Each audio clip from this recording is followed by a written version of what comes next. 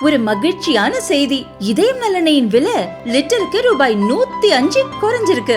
September 2023ல 1 litre இதயம் நல்லெண்ணெயின் அதிகபட்ச விலை ரூபாய் 503. ஆனா இப்ப 1 லிட்டர் இதயம் நல்லெண்ணெயின் விலை ரூபாய் 398 மட்டும்தான் தமிழ்நாட்டுல. அப்ப இனிமே எல்லாரும் இதயம் நல்லெண்ணெய் வாங்கலாம் இல்ல? சமீப காலங்களாக தமிழக அரசு எந்த விதமான சட்ட ரீதியான போராட்டங்களுக்கு, ஜனநாயக ரீதியான போராட்டங்களுக்கு கடுமையான அடக்குமுறைகளை கையாள்வது என்பது அவர்கள் கடைபிடிக்கின்ற ஒரு வழியாக இருக்கிறது. அமலாக்கத்துறையினுடைய 1000 கோடி ரூபாய் ஊழல் நடந்திருப்பதற்கான ஒரு அறிவிக்கையை வெளியிட்டதற்கு பின்பாக பாரதிய ஜனதா கட்சியின் சார்பில் நேற்று ஆர்ப்பாட்டம் அறிவிக்கப்பட்டிருந்தது. கட்சியினுடைய அத்தனை தலைவர்களும் கட்சியினுடைய தொண்டர்களோடு ஆர்ப்பாட்ட இடத்திற்கு செல்வதற்கு முன்னாகவே ஆர்ப்பாட்ட இடத்துக்கு போய் அதுக்கப்புறம் அரெஸ்ட் பண்ணுறது அப்படிங்கிறது ஒரு வழக்கமான நடைமுறை பார்க்குறோம்.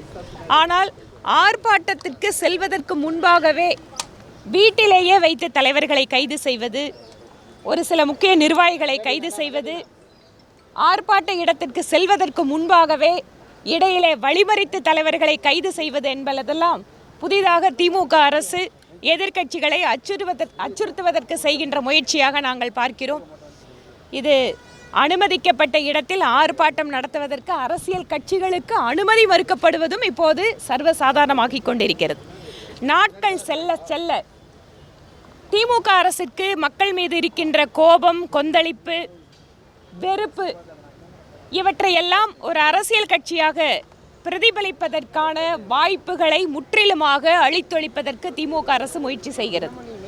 நேற்று கூட பல்வேறு தலைவர்கள் பாதி வழியிலேயே அவர்களுடைய வாகனத்தில் இருந்தெல்லாம் கைது செய்யப்பட்டார்கள்.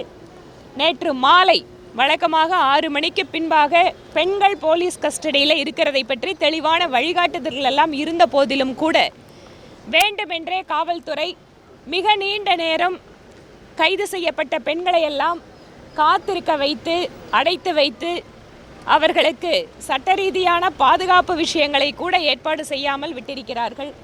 நானும் அந்த நேற்று வரைக்கும் 7 மணிக்கு மேலே தான் எங்களையுமே ரிலீஸ் பண்ணாங்க. அதில் ஒரு சிலருக்கெல்லாம் கடுமையான உடல்நலக் குறைவெல்லாம் ஏற்பட்டிருக்கு. இன்று திமுக அரசு எப்படி நடந்து கொள்கிறது என்றால், அவர்களுடைய புகழை பாட வேண்டும், அவர்கள் சொல்வதை மட்டுமே கேட்க வேண்டும், அவர்களுக்கு எதிராக கருத்து கூற முயற்சி செய்பவர்களை, எதிர்க்கட்சிகளை எல்லாம் ஒட்டுமொத்தமாக முடக்குவதற்கு முயற்சி செய்கிறார்கள்.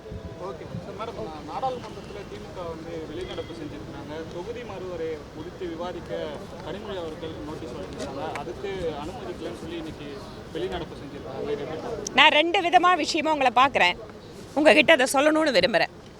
அமலாக்கத்துறையினுடைய 1000 கோடி ரூபாய் ஊழல் அறிக்கை வந்ததற்கு பின்பாக இது குறித்து விவாதிக்க வேண்டும் என கவன ஈர்ப்பு தீர்மானத்தை நானும் சட்டப்பேரவையில் கொடுத்திருக்கேன். இதுவரைக்கும் அந்த விவாதம் எடுத்துக்கொள்ளப்படலை. ஆனால் தொகுதி மறுவரையறை என்பது தெளிவாக மத்திய உள்துறை அமைச்சர் கூறியிருந்தார். அந்த மாதிரி எந்த ஒரு திட்டங்களையும் அரசு முன்வைக்கவில்லை. இன்னைக்கு வரைக்கும் தொகுதி மறுவரையறை குறித்து மத்திய அரசு எதுவுமே தெரிவிக்காத சூழ்நிலையில் அவர்களுடைய கற்பனையை வைத்துக்கொண்டு அவர்களுக்கென்று அவர்களே உருவாக்கி கொண்டிருக்கக்கூடிய ஒரு சில சிந்தனைகளை வைத்துக்கொண்டு பாராளுமன்றத்தில் எப்படி விவாதம் நடத்த முடியும்? நான் ஆதாரத்தோட கவன ஈர்ப்பு தீர்மானம் கொடுக்குறேன், எங்கள் சட்டப்பேரவையில் எடுக்க மாட்டேங்கிறாங்க. ஆனால் தொகுதி மறுவரையறை குறித்து இதுவரைக்கும் மத்திய அரசு எந்தவித அறிவிப்பும் வெளியிடலை. அதற்கான ஒரு வார்த்தை கூட மத்திய அரசு பேசாதப்போ அது குறித்து எப்படி பாராளுமன்றத்தில் விவாதிப்பாங்க?